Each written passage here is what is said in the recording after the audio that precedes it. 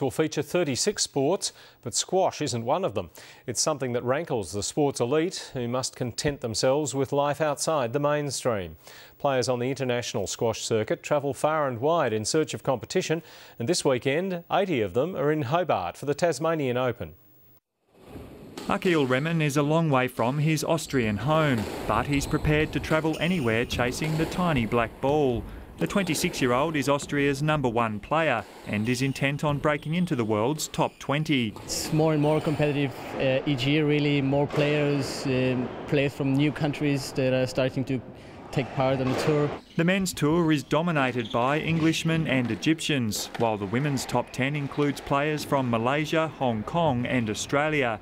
Remen says it's no surprise the sport attracts a diverse following. You need to be strong, quick, fit, and also you need to be very clever with which shot you're going to play, tactically do the right thing, so it's a really good mix of everything.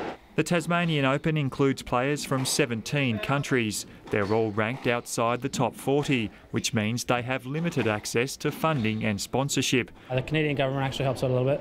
My parents help out a little bit, and just tournaments as well, like you win money on tournaments, but it's just a scrape by. Of course, that could all change if squash gets admitted to the Olympics.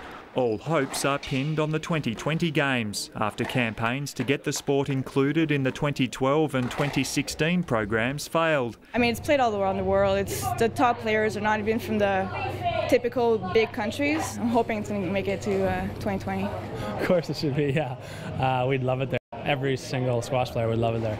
In the meantime, these players are happy to go wherever the sport takes them.